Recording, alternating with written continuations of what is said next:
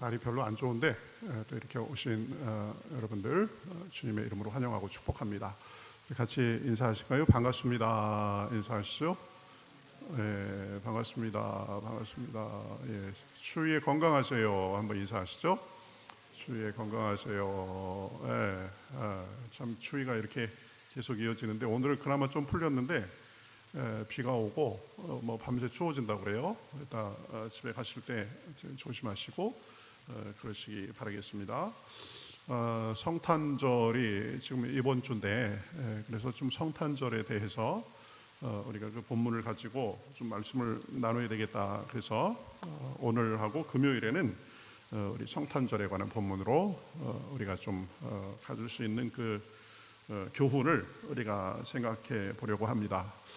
오늘 말씀은 그 예수님의 잉태 그리고 그 잉태에 둘러싼 그런 이야기가 나오죠.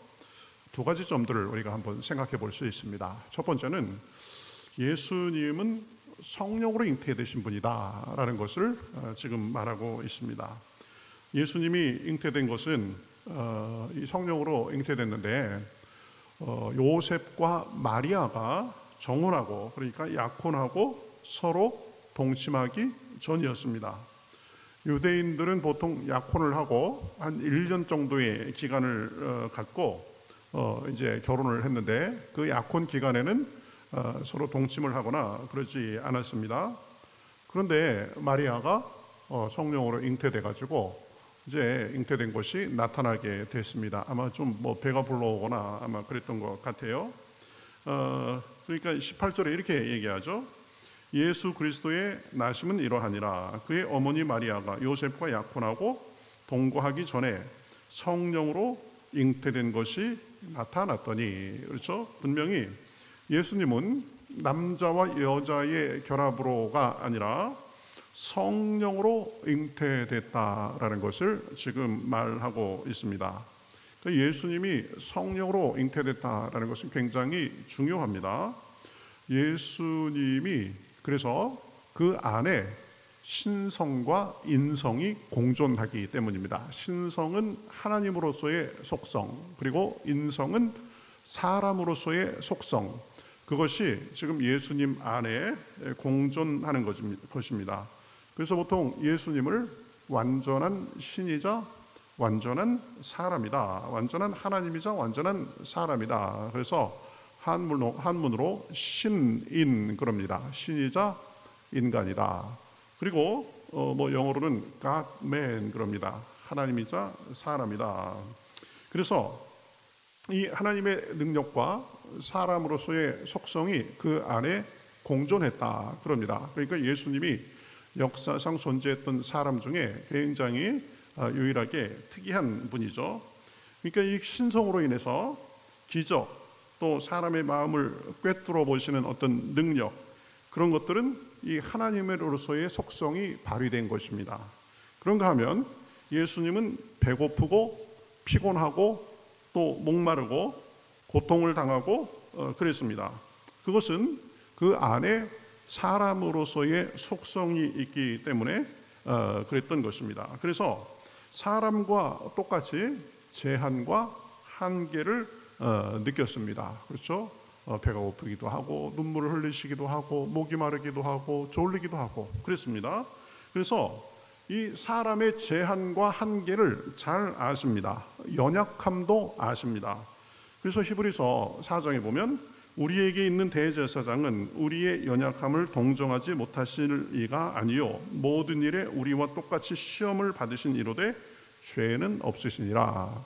그러니까 사람으로서의 겪어야 될 여러 가지 연약함, 시험 이런 거를 다 겪으셨는데 대신에 죄는 없으시다라고 말하고 있는 것입니다. 그래서 이 예수님의 두 가지 속성, 이 예수님의 신적인 속성, 이 하나님의 아들이라는 이 속성으로 인해서 우리는 예수님의 이름으로 기도하고 또 예수님께 도움을 구하고 할 수 있는 것입니다. 그렇죠? 신이니까, 신적인 능력이 있으니까. 또한 예수님도 사람으로서 이 한계를, 사람의 한계를 겪으시고 그렇기 때문에 우리의 연약함 또 그런 모습이 있어도 주님께 나아가면 우리를 불쌍히 여겨주시고 우리의 기도를 들어주시고 우리를 도와주시는 것입니다. 그래서 히브리서 5장 7절에 보면 그는 육체에 계실 때에 자기를 죽음에서 능히 구원하실 이에게 심한 통곡과 눈물로 간구와 소원을 올렸고 이렇게 말하고 있습니다. 그러니까 똑같이 사람으로서 보면 심한 통곡과 눈물로 간구를 할 정도로 그렇게 사람으로서의 모습이 있으셨던 겁니다. 그러니까 예수님은 성령으로 처녀의 몸에 잉태되신 분이기 때문에 하나님의 속성과 사람의 속성을 다 갖고 계시다. 그렇죠? 그래서 능력도 행하시고 고통도 당하시고 그런 거다. 십자가에서의 고통도 그것은 사람으로서 철저하게 당하신 것입니다. 예수님은 하나님이셨는데 십자가의 고통이 고통스러웠을까 이러는 분이 있는데 그건 잘못된 것입니다. 사람으로서 그 고통을 다 감내하신 것입니다. 그렇기 때문에 우리의 고통도 아시고 그리고 신적인 능력으로 도와주실 수 있는 분이시다. 이것을 알아야 됩니다. 하나님은 우리와 똑같이 예수님은 우리와 똑같이 그런 한계도 느끼셨고 여러 가지 연약함도 겪으셨고 고통도 당하셨고 그렇지만 죄는 없으셨던 분이다. 그래서 우리의 연약함과 우리의 부족함을 긍휼히 여기시면서 도와주실 수 있는 분이다. 이게 우리가 오늘 말씀에서 생각할 수 있는 첫 번째 교훈입니다. 그 다음에 보면 요셉의 의로움에 대해서 우리가 생각해 볼 수 있습니다.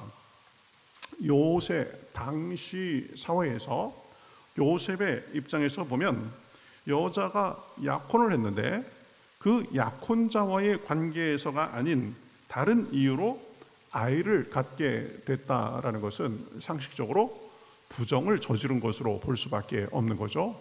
아직 성령으로 잉태됐다라는 것은 알려지지 않았을 때입니다. 이 여자가 그런 정혼한 여자가 약혼한 여자가 부정을 저지르고 성적으로 다른 사람과 관계를 갖다가 그것이 밝혀지면 신명기 22장에 보면 돌로 쳐 죽여야 됐습니다. 그러니까 마리아는 돌로 지금 쳐 죽여도 되는 그런 상황이었습니다. 그런데 요셉은 그것을 그렇게 하거나 드러내지 않고 가만히 끊고자 했다라고 얘기를 하고 있습니다. 19절에 보면 그의 남편 요셉은 의로운 사람이라 그를 드러내지 아니하고 가만히 끊고자 하여 이렇게 말하고 있습니다.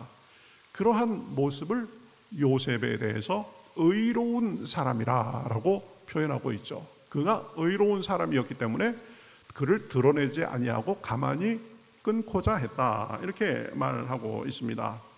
보통 사람들 같으면 사람들에게 공개하고 마리아의 잘못을 만천하에 드러내고 또 막 자기의 억울함도 호소하고 막 화도 풀고 보통 그게 상식이죠. 보통 남자들의 그게 지극히 당연한 반응이죠. 그런데 요셉은 그렇게 하지 않았습니다.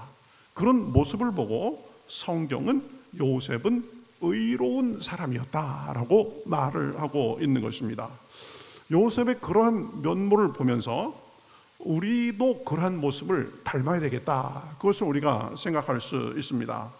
그저 다른 사람의 잘못은 크게 보이고 또 자기가 억울한 일을 당하면 못 견뎌 하는 것이 우리 보통 사람의 속성입니다. 그래서 그 다른 사람의 잘못은 아주 명명백백하게 아주 드러내고 또 내 억울함은 아주 다 풀리도록 호소해야 그래야 마음이 후련합니다. 물론 때로는 그렇게 해서 잘 풀리고 더 나아질 수도 있습니다. 그럴 수 있는 일이면 그것이 더 악화되는 것이 아니라 해결될 수 있는 일이면 그렇게 하는 것도 하나의 방법입니다. 오해가 있으면 풀고 그래서 더 나아지면 좋은 것이니까요. 그러나 더 많은 경우에 보면 우리가 침묵하며 조용히 해결하는 것이 더 사실은 나은 경우가 많이 있습니다. 요셉의 생각도 지금 그러했던 것입니다. 자기 입장에서는 마리아가 부정을 행한 것이 명백해 보이니까, 아니 지금 결혼하고 자기하고 정혼하고 잠자리도 같이 하지 않았는데 배가 불러오니까 명백한 거죠. 자기가 아니라는 것 다 아니까. 그러니까 그것을 밝히면 아마 자기 속은 시원하고 또 응분의 대가도 치르게 한 것으로 생각할 수도 있었을 것입니다. 그런데 그렇게 하려면 마리아가 죽어야 됐습니다. 그죠? 마리아는 그것은 결국은 끝을 의미하는 거였습니다. 온갖 비난과 수치를 짊어지고 죽어야 하는 것이었습니다. 아니면 설사 목숨은 부지하더라도 최소한 사회적으로 매장될 수밖에 없는 그런 상황이었습니다. 그런데 요셉은 그것을 드러내지 않고 가만히 끊고자 했다라는 것입니다. 그렇죠? 우리도 그런 모습을 배울 수 있어야 됩니다. 공동체나 아니면 사람에게 아주 악의적이고 지속적으로 심각하게 해를 끼치는 그런 사람도 있습니다. 그런 경우이면 그것을 하지 못하도록 하고 또 응분의 대가를 치르도록 하는 것도 질서 유지에 도움이 됩니다. 또 아주 공동체에 심각하게 해를 끼치는 그런 경우도 있습니다.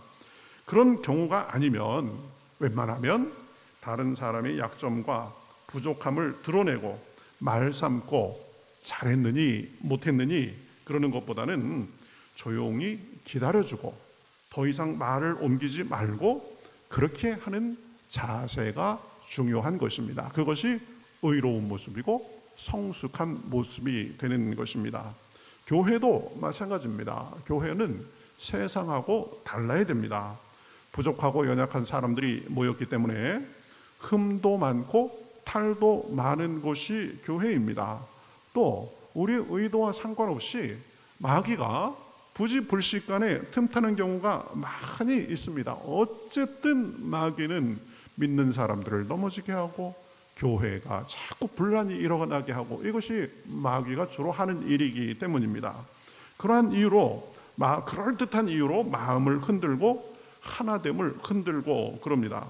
그러니까 우리가 이 교회에서건 가정에서건 이 요셉의 자세를 가진 사람들이 필요한 것입니다.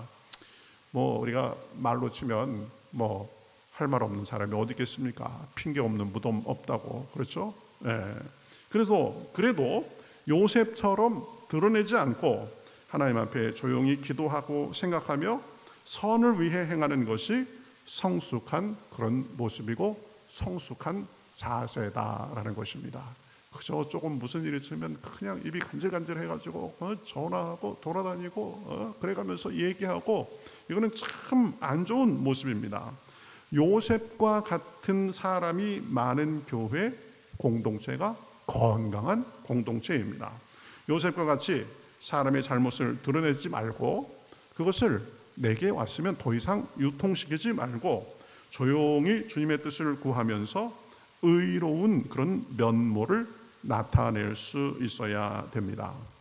우리는 정도의 차이는 조금 있겠지만 하나님 앞에 다 부족한 사람들입니다. 그 부족한 모습을 하나님께서 받아주시고 덮어주셔서 하나님의 그 넓으신 사랑과 도움을 받으면서 사는 사람들입니다. 그러니까 그 사랑을 받고 사는 사람으로서 다른 사람들에 대해서도 그러한 모습을 보이면서 살아야 되는 것입니다. 부정적인 면은 덮어주고 내 손에서 더 이상 유통시키지 말고 긍정적인 면을 더 드러내고 그래야 되는 것입니다. 누구나 다 긍정적인 면과 부정적인 면이 다 있죠. 그렇죠? 그러니까 부정적인 면을 자꾸 덮어주고 약점은 덮어주고 긍정적인 면을 부각시켜주고 그러면 그러한 사람이 있는 곳은 좋은 곳, 좋은 교회, 좋은 공동체가 될 수 있는 것입니다. 저와 여러분이 요셉과 같이 그러하기를 우리 주님의 이름으로 축복합니다. 진짜 의롭고 진짜 성숙한 것은 내 손에서 걸러낼 거 걸러나고 그죠? 스탑시킬 거 스탑시키고 그래가면서 나에게 왔을 때 그러한 면모들이 긍정적인 것으로 자꾸 바뀌어서 흘러가야 된다. 이것이 굉장히 중요한 것입니다. 자, 이제 요셉은 마리아의 잉태를 드러나지 않고 조용히 관계를 정리하려고 그렇게 이제 마음먹고 어떻게 할까 생각했다라고 했습니다. 20절 보면 이 일을 생각할 때에 그랬습니다. 이 일을 생각할 때에, 이 일을 생각할 때라는 구절을 우리가 여러 가지로 생각해 볼 것이 있습니다. 요셉은 배울 게 참 많은 사람이다라는 것을 우리가 느끼게 됩니다. 자신의 억울함을 호소하면서 마리아를 매장시키거나 죽게 할 수도 있는데 조용히 정리하며 방향을 정하고 그 일에 대해서 생각했다라는 것입니다. 심사숙고했다라는 말이죠. 어떻게 해야 내가 더 이상 이제 약혼 관계, 혼인까지는 갈 수 없을 것 같고 끝내야 되겠는데 어떻게 하면 조용히 끝낼 수 있을까? 고려해야 될 점은 무엇인가? 이런 것들을 심사숙고했다라는 것입니다. 쉽게 생각하고 결론 짓고 생각하지 않는 심사숙고하는 모습을 보여줍니다. 요셉과 같은 사람이 이 심사숙고하면서 생각만 했겠습니까? 하나님 앞에 기도도 많이 했겠죠. 이렇게 생각하면서 하나님 제가 이렇게 할까요? 저렇게 생각하면서 하나님 제가 저렇게 할까요? 그래가면서 또 하나님의 뜻은 무엇입니까? 하나님의 뜻도 묻고 또 하나님께서 나에게 뭐라고 말씀하는지 그것도 듣고 계속 그랬다고 우리가 볼 수 있습니다. 우리도 이런 면모가 있어야 됩니다. 내 생각이 지금 옳게 하고 있는지, 내 생각이 맞는지 스스로 자꾸 돌아봐야 되는 거죠. 그리고 혹시 맞다고 해도 그것을 어떻게 표현하고 어떻게 실행할지, 그렇죠? 그것에 대해서 기도하고 생각하고 심사숙고하는 자세가 필요한 것입니다. 저도 이렇게 기도하면서 보면 깜빡깜빡 잊을 때가 있어요. 그런데 정말 중요하고 중대한 문제에 있어서는 하나님께 꼭 묻습니다. 하나님, 제가 지금 이 상황에 놓였는데 하나님께서 제가 어떻게 했으면 좋겠습니까? 하나님 제게 가르쳐 주세요. 그러면 하나님이 비교적 저에게는 명확하게 금방 말씀하십니다. 네가 이번에 참아라. 네가 이렇게 해라. 네가 이렇게 먼저 손을 내밀어라. 그런 경우도 많이 있습니다. 어떤 때는 제가 좀 억울할 때가 있어요. 하나님, 제가 또 그래야 됩니까? 그러면서 그럴 때가 있어요. 그런데 하나님이 계속 그러세요. 하나님, 이번에 안 되겠습니까? 아니다. 그래가면서 너무 명확하게 그렇게 가르쳐 주세요. 그러면 하나님의 뜻이 맞으니까 때로는 내 생각을 때로는이 아니라 대부분 하나님이 그렇게 하라시는 대로 하는 경우가 있는데 며칠 전부터도 저에게 또 좀 중요한 일이 생겼습니다. 이게 어떻게 해야 되나? 그래서 하나님, 제가 어떻게 할까요? 자꾸 물어보고 기도하면서 그러니까 이번에 또 하나님이 좀 가만히 있어라 그러시는 거예요. 자꾸 제가 뭐 좀 해야 될 것 같은데요. 가만히 있어라. 자꾸 그래. 하나님, 이거 가만히만 있으면 되는 게 아닌데요. 자꾸 가만히 있으래. 하나님, 오늘도 또 새벽에 기도하면서 하나님, 이거 어떻게 할까요? 가만히 있어. 계속 그러세요. 내가 이거 하나님 음성 아닌데 내가 혼자 착각하는 거 아니야? 그럴 때가 있죠, 그죠? 네, 하나님께서 딱 나타나셔가지고 이렇게 눈에 보이게 그 육성으로 들려주시는 게 아닌데, 근데 너무 명확하게 그러세요. 이거 좀 상황은 급한데 어떻게 해야 되나? 그런데 하나님께서 또 슬슬 풀어 가시는 것 같습니다. 하나님이 뒤에서 일하십니다. 보면 내일이면 제가 아주 굉장히 중요한 일이 있고 사방이 꽉꽉 막힌 것 같고 당장 어떤 때는 막 숨도 못 쉴 정도로 그렇게 상황이 돌아갈 때도 있죠. 얼마 전에 제가 그런 일을 좀 겪었습니다. 그런데 그때도 하나님이 괜찮다. 그때는 또 괜찮다 그러세요. 하나님, 괜찮긴 뭐가 괜찮습니까? 지금 내일이면 지금 세상이 뒤집어질 판인데 제 스스로는 좀 그런 느낌이 들었거든요. 근데 괜찮다.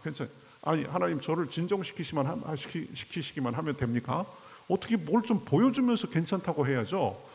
하나님 음성 듣다 보면은요, 우리 생각하고 완전히 다르게 말씀하실 때가 굉장히 많아요. 근데 괜찮다. 그러기는 하도 답답해가지고 밤에 끙끙거리다가 그냥 잠을 청했습니다. 근데 잠을 청하던 중에 하여튼 희한한 일이 벌어졌어요. 그래가지고 그 밤이 다 가기 전에, 내일도 되기 전에 상황이 완전히 반전됐었습니다. 희한하게 하나님께서 그러실 때가 있습니다. 그러니까 언제나 어떤 상황에서든지 우리 뜻대로, 그래서 내가 지금 눈에 보이는 대로, 내가 상황 분석한 대로, 내가 내키는 대로 그렇게 하는 것이 아니라 하나님 안에서 심사숙고하고 기도하고 하나님께 묻는 것이 습관이 돼야 되는 것입니다. 그렇죠? 그 사람이 성숙한 사람이고 그 사람이 하나님의 인도하심을 받는 사람입니다. 여러분, 지금 어떤 중요한 문제가 있습니까? 여러분 마음 쓰이는데 이렇게 하자니 그렇고 저렇게 하자니 그렇고 내 힘으로 안 되고 그런 게 뭐가 있습니까? 하나님 안에서 심사숙고하면서 기도하면서 하나님의 음성을 구하실 수 있기를 주님의 이름으로 축복합니다. 하나님 살아계셔서 우리에게 말씀하십니다. 그렇죠? 그것이 때로는 분별이 안 돼서 그럴 때가 있는데, 그러면 분별이 안 되고 그러면 이제 영적으로 나보다 좀 앞선 사람들, 또 교역자들, 이런 사람들에게도 상의도 해가면서 그렇게 분별해 나가는 것입니다. 생각과 말과 행동에 있어서도 우리는 생각하고 심사숙고하고 신중하게 그렇게 할 수 있어야 됩니다. 보나마나 뻔해, 더 생각할 것도 없어, 우리에게 이런 마음이 들죠. 그렇죠? 그러나 거기에서 한 발짝 더 나아가서 신중하게 다시 한번 생각해보고 신중하게 말하고 신중하게 행동하는 자세가 필요한 것입니다. 우리가 겪는 문제가 사실은 우리가 그런 단계를 거치지 않고, 그죠? 너무 처음부터 끝까지 너무 빨리 가고 급하게 가기 때문에 이 필요 없는 어려움을 당하는 경우가 많이 있습니다. 우리의 신중치 못함과 경솔함에서 나오는 경우가 참 많이 있습니다. 쉽게 말하고 행동하고 뱉고 나서 나중에는 후회하게 되는 경우가 참 많이 있습니다. 그러니 깊이 생각하고 깊이 기도하고 말하고 행동하는 습관이 필요합니다. 그리고 하나님한테 꼭 물어보세요. 중요한 것은 하나님, 내가 이렇게 말할까요? 이렇게 행동할까요? 하나님 어떻게 생각하세요? 그걸 꼭 들어야 됩니다. 그러면 하나님이 어떤 때는 막 잘한다 그럴 때가 있어요. 어떤 때는 그거 아니다, 그렇게 하면 안 된다, 너 좀 더 기도하고 좀 더 생각해봐라, 이렇게 하라, 그럴 때가 있습니다. 거기까지 가야 우리가 더 온전한 모습으로 이렇게 살 수 있는 것입니다. 그리고 말을 하고 표현을 하더라도 너무 직선적으로 하지 말고, 그렇죠? 뜻만 통하게 하는 그런 표현법도 우리가 좀 훈련을 해야 됩니다. 그냥 누가 뭐라면 아니요, 안 돼요, 딱 그렇게 잘라 말하는 것이 아니라 그거는 조금 그런 것 같은데요, 그러면 다 알아듣잖아요. 그죠? 아닙니다, 안 됩니다, 이런 것이 아니라 제가 보기엔 좀 그런데요, 그러면 이분이 좀 이거에 대해서 동의하지 않는구나, 그렇죠? 안 된다는 말이구나, 그걸 압니다. 근데 막 직선적으로 안 돼요, 아니에요, 그러면 그 투 때문에 이 마음이 더 상하는 경우가 있죠. 그리고 좀 거절을 하더라도 그냥 그 면전에서 바로 아니요 그러지 말고, 그죠?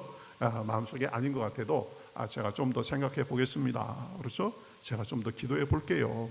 그러면 그분도 이제 서로 시간을 가져가면서 이분이 거절할 수도 있겠구나, 그죠? 그걸 준비할 수도 있고. 그런데 너무 즉석에서 그러면 이분이 나는 내 나름대로 생각해가지고 얘기하는데 뭐 그냥 뭐 듣자마자 이러면은 무시하는 것 같고 괜히 기분 나쁜 것 같습니다. 기분 나쁜 거죠, 본의 아니게. 왜 그래? 그러지 말고 좀 이상하면 좀 무슨 일이 있으신가요? 이렇게 물어보면 똑같은 말이라도 어감이 확 달라지는 거죠. 그죠? 뭐 어떤 말을 하더라도 제가 꼭 뭐 이렇다고 주장하는 건 아니지만 그래도 이런 면도 있지 않을까요? 이렇게 얘기하는 게 훨씬 더 부드러운 거죠. 그거 아니고 이거야 막 이래가면서 얘기하면 이 대화하는 상대방이 당황스럽고 별로 좋지 않은 거죠. 또 그런 것도 있지만 이렇게 생각해 보면 어떨까요? 이렇게 우리 목장에서 대화할 때도 그렇죠? 이런 훈련을 많이 해야 된다고 제가 우리 목장장 목자 우리 모임할 때 그런 말도 하는데요. 같은 말이라도 어감이 있게, 뉘앙스가 있게 할 줄 알아야 된다. 그렇게 생각하신 면이 있네요.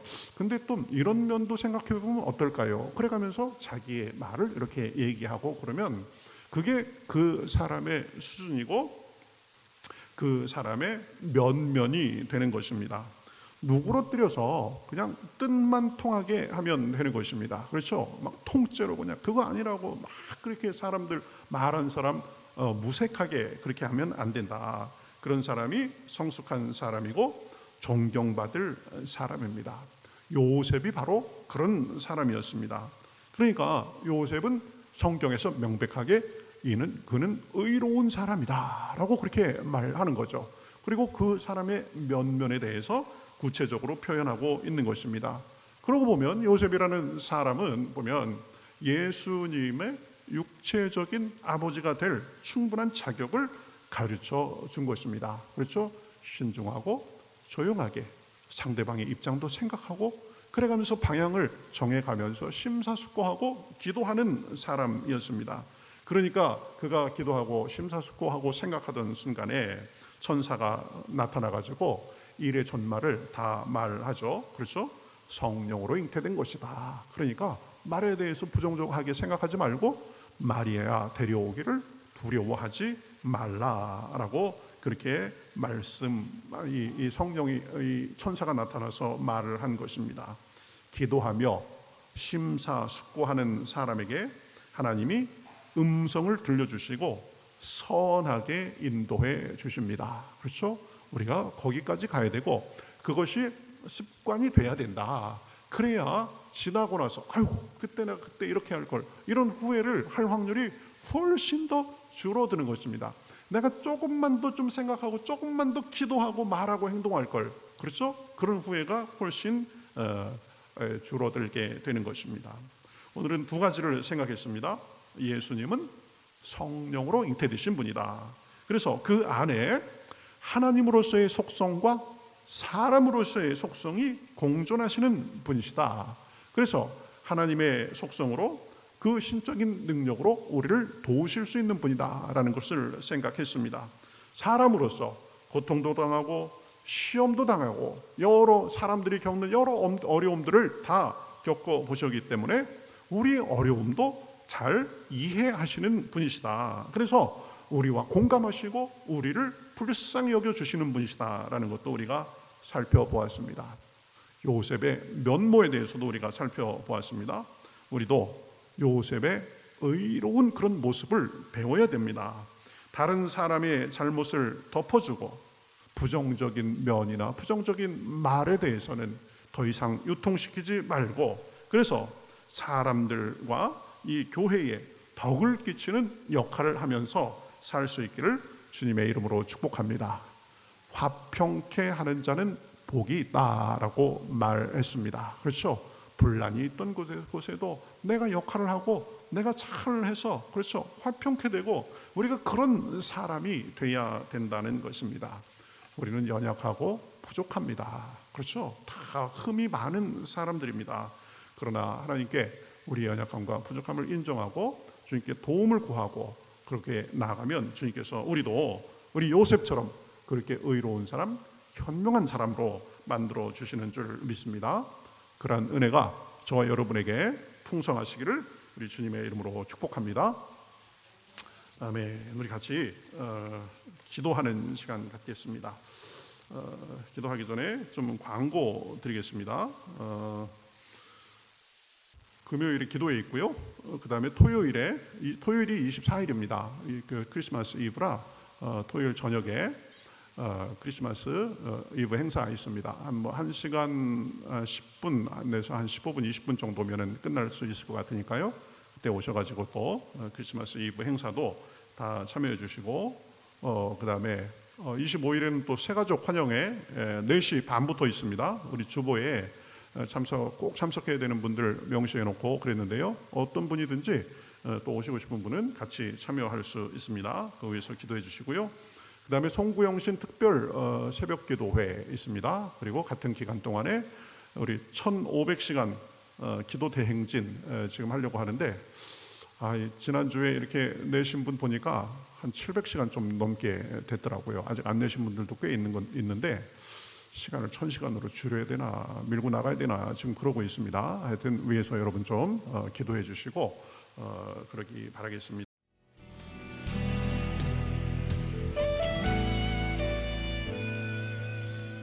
주님 말씀하시면 내가 나가리다.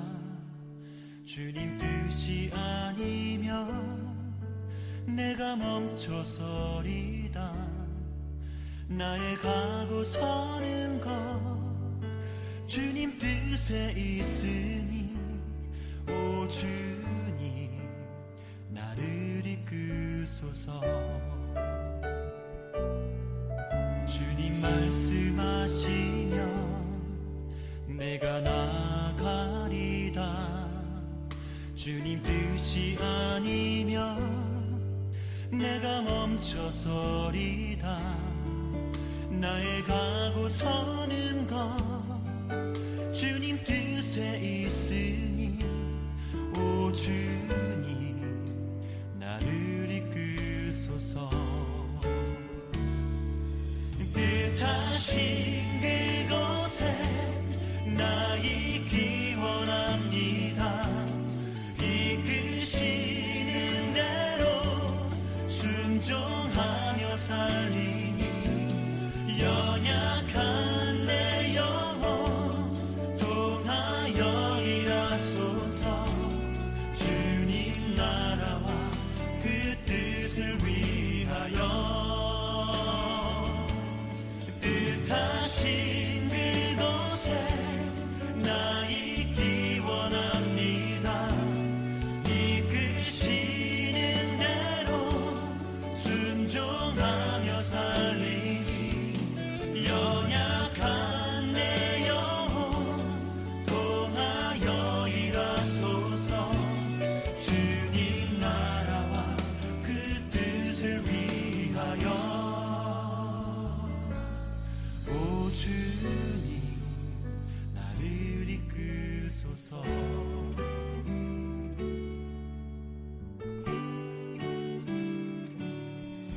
주님 말씀하시면 내가 나가리.